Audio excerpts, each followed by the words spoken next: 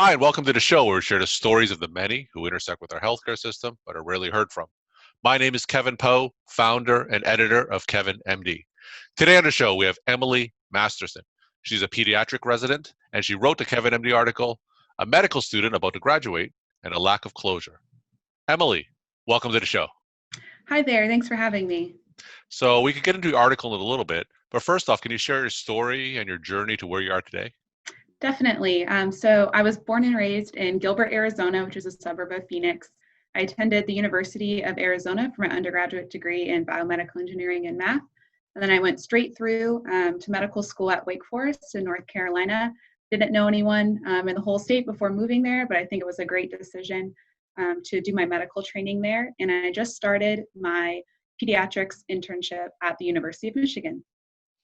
Excellent. And how has your first month of internship gone? It's flown by. I just finished a busy inpatient service where it was, waking up 4:30 every morning at the hospital for 12 to 13 hours a day. It flew by, but I felt like I had great support from my attendings and my upper level residents. And as far as you could tell, how has the pandemic affected your internship so far? What I've noticed the most is that when you're, moving to a new place and you're starting a new job, it's all about, making connections with people and getting integrated in the place that you're moving to. And so I think that's been a little bit of a challenge with trying to, safely and being socially responsible, meeting my other co-residents and just meeting new people in Ann Arbor. So there's been a little bit of an impact there, but they've been very conscious about trying to get us to meet in safe ways and via Zoom and other platforms. And then with respect to my day-to-day in the hospital, I mean, we're wearing masks for 12, 13 hours a day. We're trying to stay as socially distant in the hospital as we can. And then, I just finished a pulmonology service. And so I was taking care of kids with cystic fibrosis, asthma. And these are kids that, if they were to get coronavirus, it could be, very severe for them. So I think coming into work each day with that little nugget of knowledge in my brain, like I have to be extra careful, inside and outside of the hospital for these kiddos. Well, best of luck to you in your residency journey. Thank you.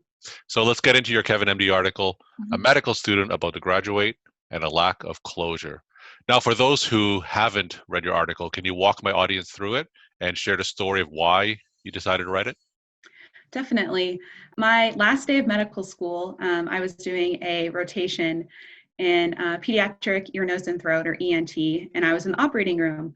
And now I came in early. I was ready for the day. I had looked at my patients beforehand, and the nurse said, "Oh, I don't think you're supposed to be here. We're conserving PPE, and I think students aren't allowed in the OR." And I hadn't heard that yet. And I knew there were kind of some rumblings about, this, how will this affect my, rotations? But I hadn't heard anything too severe. So I went and talked to some senior level residents on the ENT service. And they said, yeah, we have a pretty light caseload today. Maybe you should go home. I mean, you're essential learner, but you're not essential just with using the PPE and everything. And so, I was like, okay, sounds good. I'm about to match, in a few days. I'll take a shorter day. And that was the last time I ever stepped in the hospital. And so it was just kind of me, walking out one day thinking, oh, I'll be back, or I'll see my friends, or I'll see my classmates, I'll see my attendings and mentors. And it was just kind of, all right, we're not having classes anymore. Okay, match day is now virtual. Okay, graduation is now virtual. And, the things that I loved about North Carolina were a lot of, outdoor things or, coffee shops and gym. And suddenly all of those were closing down. And my friends were leaving to go back home with their families. So it was not quite the ending that I expected for medical school. And so, fast forward a few weeks, and I was lucky enough to be able to stay with my parents who live in Michigan as well. And, I was just kind of sitting in my room, reading, watching TV throughout the day to make time pass by.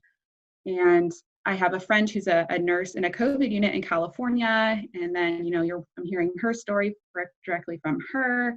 I'm watching everything that's going on in the news. I'm, getting firsthand accounts from my friends who are a year older and, interns in the middle of the pandemic, some in New York. some in California, some of these really hard hit cities. And I'm, feeling this sense of loss about, my medical school ending quite wasn't what I expected. But then I'm also trying to compare it to their loss. My friends are sacrificing, many, many hours. They're on the front lines of the pandemic. On a broader scale, people are losing their lives, people are losing their jobs, and really trying to reconcile with myself, where do my feelings fit in? I can just push this down. This isn't that big of a deal. And when speaking with my friend who was a nurse, she said, your experience of loss is valid, and you pushing down your feelings and trying to put on, a happy face all the time and saying it's okay. She's like, that's not going to give me, an extra N95 at work, or that's not going to make my day any easier. So, feel your feelings, experience that loss, and then move forward and see how you can help other people, see how you can reach out and be there for a friend or a classmate who's also going through something similar. So I was writing this article and kind of thinking, do I have a say, or is my voice even valid in this?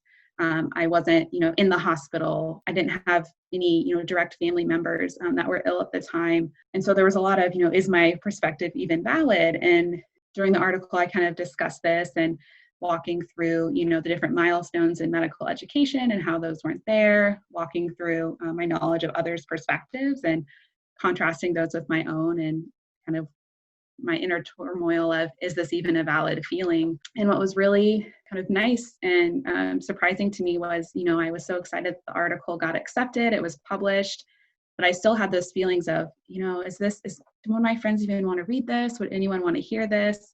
And I reached out just to one close friend who, has a blog and does a lot of writing. And I said, you kind of inspired me to write. This is something I wrote. And her response was so supportive. And I thought, okay, maybe if she thinks it's okay, maybe I'll share it. And then just hearing feedback from friends, family members, classmates that were close to me, and even classmates that I hadn't had the privileges of being super close with, were just reaching out and saying, thank you for sharing this article. And so I know I have kind of one small perspective in this bigger field of medical education and the medical profession in this time of COVID.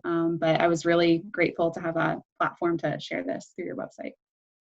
Well, I could definitely say that your perspective is very valid. See, I've talked to so many fourth-year medical students, Mm-hmm. both through this podcast and through my blog, and that lack of closure is almost Mm-hmm. universal. It's the end of such a long journey, right? You go through Mm-hmm. undergraduate training, medical school, 4 years, very grueling years, and just having that lack of closure, just all of a sudden, I think it's very, very difficult to deal with. Now, Right. were you able to say goodbye to a lot of your colleagues in person before you each went in your different directions?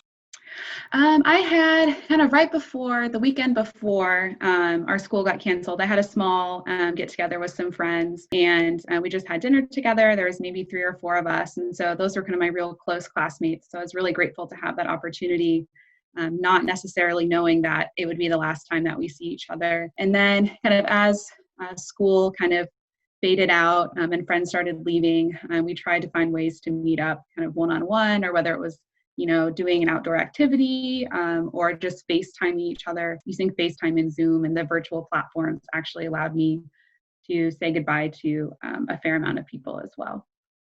Now, there are a lot of medical students who are still in school, and we Mhm. don't know how much longer the pandemic is going to go on for, but it's not going to end anytime soon. Now, Right. is there anything that you learned over the last few months that you could share with your fellow medical students as they continue through medical school?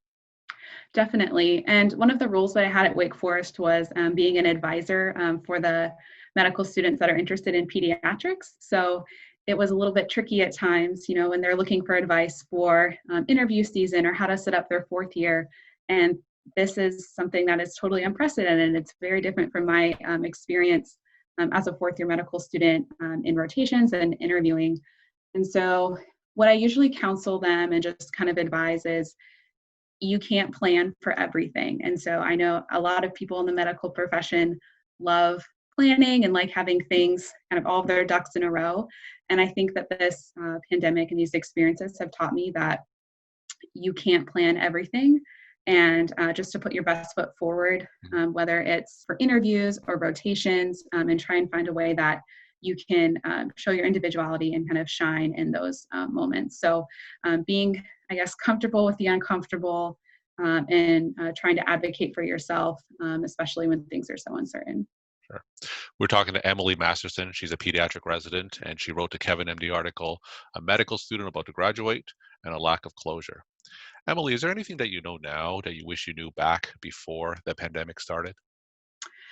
I think I wish I had known how important it is to reach out to people. I think something that this pandemic has really taught me is the importance of, just weekly check-ins or phone calls or just trying to stay connected with people. I think when you can travel anywhere and you have a little bit more time, I guess you think, oh, well, I can see that person later, or I'll think about visiting them at another time. And I think this pandemic's really taught me to value my relationships, whether it's just via a phone call or a video chat, to really prioritize those relationships and make time to reach out to people, because you never know who kind of needs help in a certain moment, or whether you need help and you need to reach out to someone. So I think I wish I would have taken more time and effort just to reach out to people that were close to me. Sure. And my final question, what is your take-home message that you want to share with the Kevin MD audience?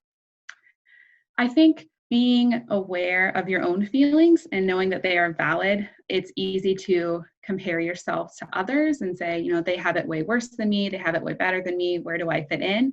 And I think just being aware, especially as a medical professional, of how you're feeling, doing weekly or daily check-ins with yourself, and really validating your own feelings, acknowledging them, and then moving forward with the next step in your education or your career, I think will make you a better learner, a better professional, and a better person.